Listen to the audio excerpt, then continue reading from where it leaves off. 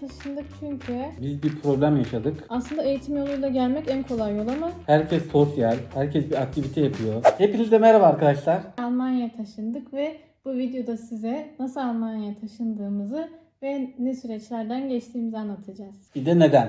Hani neden Almanya'ya taşındık? Sen anlat. Almanya'ya taşındık çünkü ben küçüklüğümden beri yurt dışına taşınmak istiyordum. Evet. Bu ülke değiştirdi sonradan. İlk önce Güney Kore istiyordum. Sonra Avrupa'ya doğru rota değişti. Sonra eşimle evlenince de bu yurt dışı merakını ona da aşıladım.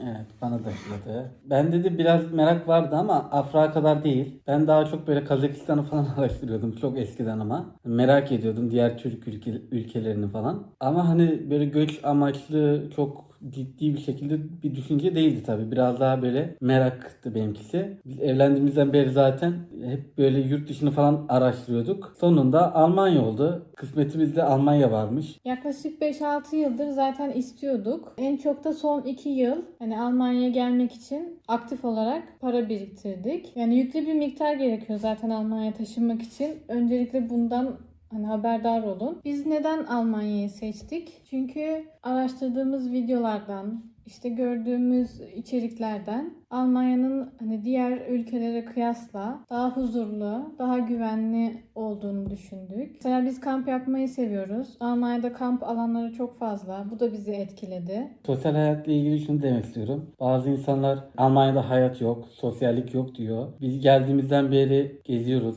görüyoruz. Burası çok canlı. Böyle olmasını beklemiyordum. Her yer insan kaynıyor arkadaşlar. Herkes sosyal, herkes bir aktivite yapıyor. Kimisi bisiklete biniyor. Kimisi derken çok fazla kişi bisiklete biniyor. Kimisi koşu yapıyor, spor yapıyor. Kimisi bir yerde tenis oynuyor, masa tenisi oynuyor. Bu arada arkadaşlar Almanya'ya eğitim yoluyla geldik. Onu da eşim Afra anlatsın. Evet, yüksek lisans yoluyla geldik. Ben yüksek lisans yapacağım için yanımda eşimi de getirebiliyordum. Eğer siz de yüksek lisans yapmak isterseniz siz de yanınızda eşinizi getirebilirsiniz. Gittikten sonra aile birleşimine başvurmanız gerekmiyor. Ben özel bir okul tercih ettim çünkü ben İngilizce öğretmenliği mezunuyum ama farklı bir alana yönelmek istedim.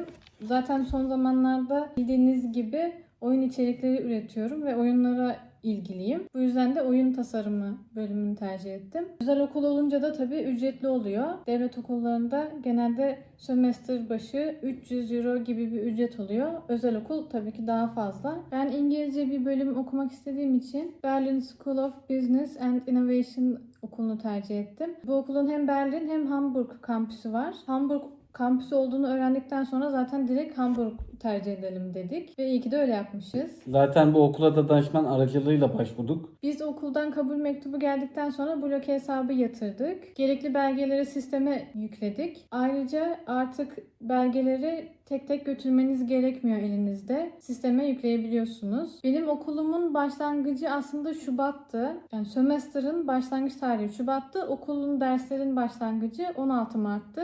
Bizim Şubat ayında aslında gitmemiz gerekiyordu. 19 Kasım'da İDATA'ya başvurduk. Bizim vizemiz 29 Nisan'da geldi. Yani aslında fazlasıyla geç kaldık. Aslında normalde süreç bu kadar uzun değil. Ya biz bir problem yaşadık. Yaşadığımız problem şu: sigorta şirketi bulmak ve bir form doldurması bu şirketin. Daha doğrusu bu formu dolduracak bir şirket bulmak zor oldu. Şöyle zor oldu aslında. Biz bir danışman şirketiyle çalışıyorduk. Danışman şirketi bu sigorta şirketini bulamadı. Ama sonrasında biz kendimiz araştırmaya başlayınca sigorta şirketlerine yazdık. Mailler attık. Çok az yer döndü. Bazıları dönmedi. Bazıları olumsuz döndü vesaire. Bahsettiği form da bu arada Hamburg Yabancılar Ofisi'nin istediği bir sigorta teklif formu. Benim zaten devlet sigortam var. Eşime de özel bir sigorta yapmamız gerekiyordu. Aslında sadece özel bir sigorta şirketinin o formu doldurmasını istiyordu. Yani sigortayı yapmamıza gerek yoktu. Ama sigorta şirketleri o formu doldurmak istemiyor. Sanırım biraz bağlayıcı bir form olduğu için. Sadece bir sigorta şirketi kabul etti bunu. Onu da maalesef danışmanımız bulamadı. Biz bulduk. Biz kendi sigortamızı kendimiz bulduk. Formu kendimiz doldurduk.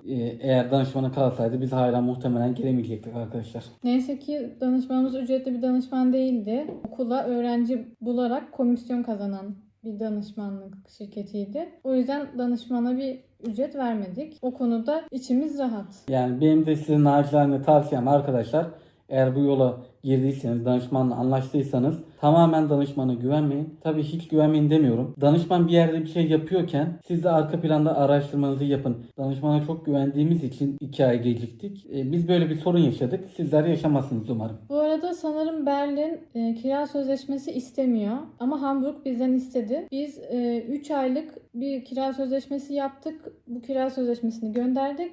Sonra bize dediler ki en az 6 aylık olsun. Biz yaklaşık 8 aylık bir kira sözleşmesi yapınca kabul ettiler. Bizim sürecimiz zor oldu. Aslında eğitim yoluyla gelmek en kolay yol ama biraz sanırım bu Hamburg'la alakalı. Yakın zamanda ev turu videomuz da gelecek. Evimiz küçük ama tatlı ve çok fonksiyonel bir ev ve çok güzel de bir yerde. Şansımıza güzel bir yerde seçmişiz. Her taraf yeşillik ve merkeze de çok yakın.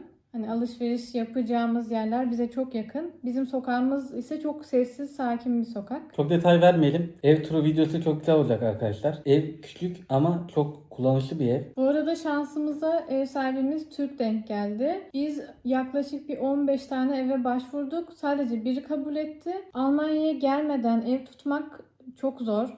Hatta bence tutamazsınız gibi bir şey. Biz Wunderflat sitesinden tuttuk. Geçici eşyalı bir ev. Yaklaşık 15 tane eve başvurduk. Zaten süremiz de kısıtlıydı. Hemen birinin kabul edip süreci hızlandırmamız lazımdı. Sadece bir kişi kabul etti. O da Türk çıktı şansımıza. Kendisinden çok memnunuz tanıdığımız için. Bize çok yardımcı oldu. Her konuda yardım etti. Hatta biz Türkiye'deyken kendisi bizim için yabancılar dairesiyle görüştü. Yani danışmanımızdan daha çok danışmanlık yaptı diyebiliriz aslında. İşte Türklerden uzak durun, Türk ev sahiplerinden uzak durun diyorlar. Ama bize iyisi çattı neyse ki. Evet. Yoksa biz de o konuda çekiniyorduk. Sadece ev sahibiyle de kalmıyor arkadaşlar. Bugün biz markete gittik, Lidl. Kendin okutup kendin ödediğim bir kasa var. Oradan kendimiz ürünleri geçiyorduk. Güvenlik bize yardımcı olmak istedi. Almanca konuşuyordu. Biz de Almanca bilmediğimiz için eşim de İngilizce konuşuyordu. Kendisi de sanırım İngilizce bilmediği için çok anlaşamadık. Sonra ben Türkçe bir şey dedim. Türkçe biliyor musun falan dedi. Bir şeye ihtiyacınız olsa her zaman buradayım dedi. Benim fark ettiğim kadarıyla biz Ankara'dan geldik buraya. Ankara olsun, İstanbul olsun. Türkiye'deki şehirlerin çoğu hep araba odaklı. Hep araba sürün diye yapılmış. Mesela kaldırımlar çok yüksek. Araba yolları geniş, kaldırımlar çok dar. Hani 2 kişi yürüyemiyorsun mesela. Ama burada kaldırımlar çok geniş. Bisiklet yollarından zaten bahsetmiyorum. Buradaki yollar tamamen ya yürü ya da bisiklete bin diye yapılmış. Bu yüzden biz de bir bisiklet ihtiyacı duyuyoruz. Bakalım ileride zaman ne gösterecek. Mesela bugün arkadaşlar biz Anmeldung yaptırmaya gittik. Anmeldung ne derseniz ikametgah.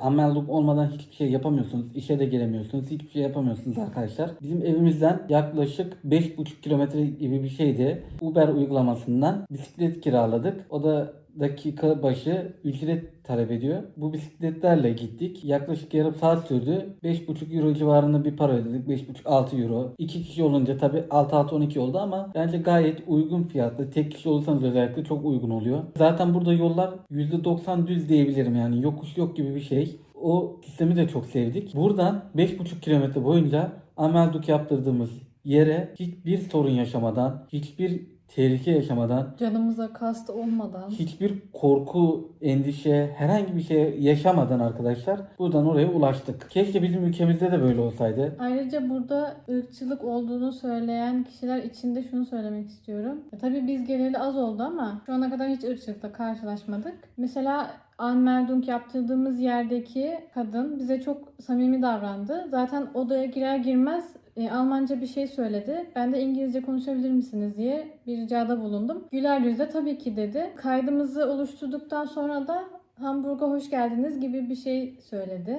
Şimdiye kadar karşılaştığımız insanlar hem hani Almanca bilmediğimiz için bize kötü yaklaşmıyor. Tam tersi İngilizce olarak yardım etmeye çalışıyor. Burada çok fazla zaten yabancı var. Yani İstanbul'a çok benziyor arkadaşlar burası. İstanbul'un biraz daha düzenli hali diyebilirim. Bence burası İstanbul'un daha güvenli, daha temiz, daha huzurlu ve daha sessiz versiyonu. Hani biz mesela İstanbul'u seviyoruz aslında ama İstanbul demek kaos demek gibi bir şey. Daha Yani çok bu tarz içerikler için, Almanya üzerine olan içerikler için Eşim Afa'yı takip edebilirsiniz. Benim içeriklerim biraz daha farklı olacak. Oyun yayınları, oyun videoları, farklı tarz içerikler için de benim kanalıma da abone olabilirsiniz arkadaşlar. bu arada bu evi ne kadar tuttuğumuzu ev turu videosunda anlatacağım. Sorularınız olursa yorumlara yazabilirsiniz veya Instagram'dan bize mesaj atabilirsiniz. Bir sonraki videoda görüşmek üzere. Kendinize iyi bakın. Hoşça kalın.